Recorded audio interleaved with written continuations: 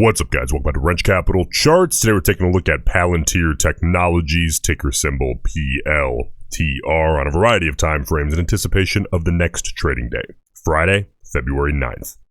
Well, Palantir stock here today, another relatively big day, up 91 cents a share, 3.86%, making a huge test of that $25 a share level that we have been talking so much about here as of late.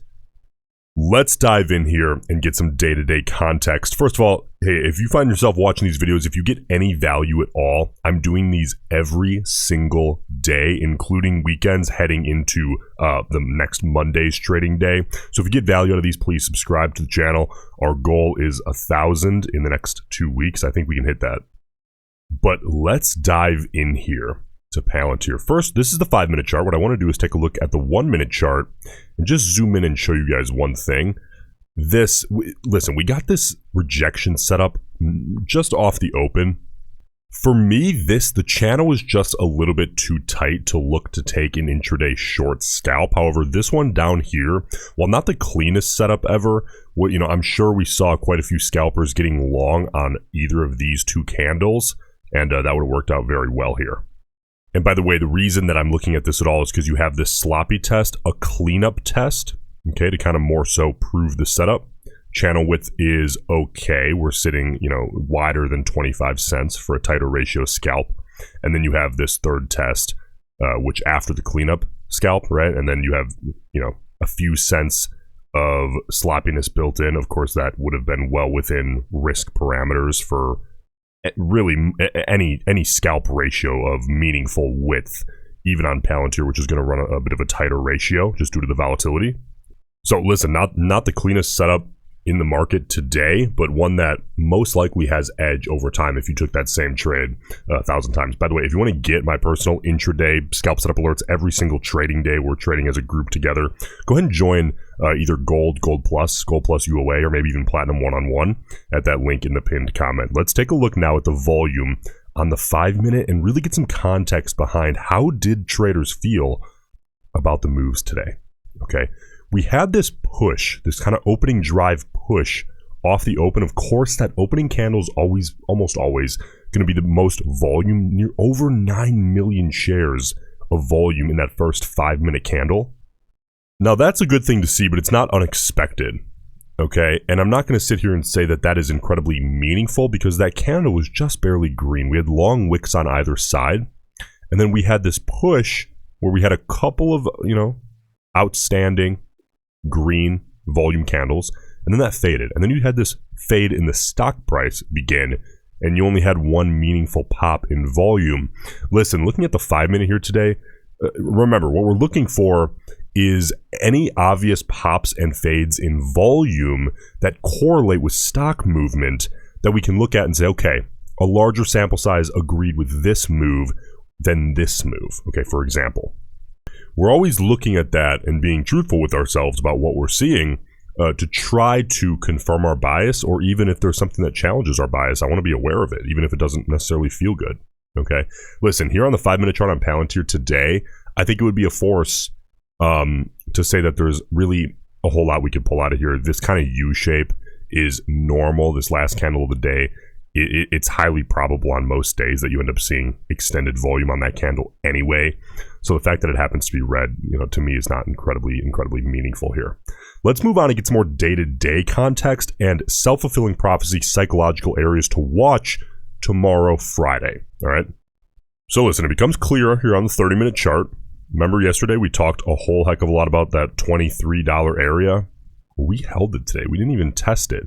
This 50 period on the 30-minute got above 23 bucks a share, like we discussed, which is a good thing to see if you are a bull. And now that 50 period moving average sits just about 3% off of the current after-hours stock price. All right. So as we head into tomorrow, if you're a bull, okay, we'll start with you bulls. What you're going to want to see is that 50 period moving up as close to that stock price as possible, assuming the stock price, stays where it is or higher. If you're a bull, that's what you're looking for.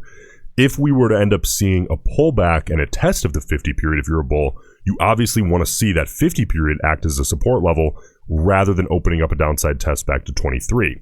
If you're a bear, 23 is really what you're looking at because you want to see a downside break of the 50 period here on the 30-minute chart. Let's move on here to the 4-hour and take a look. That is a big upside move here in the last 4 trading days. And you can see here, again, compared to yesterday, that 50 period is actually moving up at a pretty quick rate. Which is, listen, I mean, like, remember when we said, if you're a bull, you want to see the move get feet up underneath it as quickly as possible. The 4-hour is going to take its time. Don't get me wrong. It's not going to shoot up there in a day and a half. But to see it moving quickly is a good thing if you're a bull. If you're a bear, you want that thing to continue to stay as low as possible, as long as possible. But anything else that is kind of original to the 4-hour chart, there really isn't anything else because these two are kind of not so relevant in the very, very short term. And these levels are things that we're really going to look at once we get to the daily. All right, let's zoom in a little bit. You can see here the 200-day and the 50-day, not incredibly relevant, both below 18. We held 23 bucks a share today. There are 2 things that I'm watching. Okay, if I'm a bull, I'm looking at 23 and just saying, okay, we need to hold 23 regardless. But I'm even more so looking at 25 and saying, I would really love to see us close into the weekend above 25 bucks a share and spend as much time in regular trading hours above that level as we possibly can. If I'm a bear, 25 is my enemy. I want to fade as hard as possible away from 25, treating that as a hard resistance, and fade back, looking to test 23. And upon a test of 23, if I'm a bear, I want to see that break to the downside, right? Really quickly, implied volatility kind of helps us see the comfort level of the stock is sitting kind of in the mid-range. The lower that goes, quite literally, the more comfortable the options traders are seeing the stock at the current stock price. So if the stock is moving higher, you would ideally want to see IV moving lower. Now, if you own contracts already, IV going up will benefit you. If you do not own contracts already, but maybe you're looking to buy contracts, right? Ideally, you're looking to buy when IV is low and the price is at a point where you're comfortable entering with your bullish or bearish bias. Okay, that's for buying contracts, okay? The lower this goes, the more potential opportunity for new options buyers to benefit from IV pump if it bounces back up and heads back toward equilibrium. Let's take a look now at what the options traders are thinking heading into tomorrow, and we are getting some heavy bias yet again here in the chain. 1.625 million total contracts today. Great sample size. Over 1.1 million of those were calls, and 506,000 of those were puts. Heavy bullish bias on the overall call put ratio. Short-term speculation, the 0 to 20 delta, those out-of-the-money cheapy contracts. 219,000 calls, 267,000 puts. The short-term speculators are actually leaning slightly to the bearish side. The mid to longer term, bets, speculators, investors, that 61 to 80 delta range and the 81 to 100 delta range, those are those more in-the-money contracts, okay? We're seeing heavy bullish bias collectively between, 61 all the way to 100 delta. We're seeing nearly 300,000 calls, and we're seeing just over 15,000, maybe 17,000 approximately puts. Listen, before you head out, leave a like on the video if you wouldn't mind. Leave a comment. Let me know what you think of Palantir as we move into tomorrow as well as next week, and I'll see you in the next one.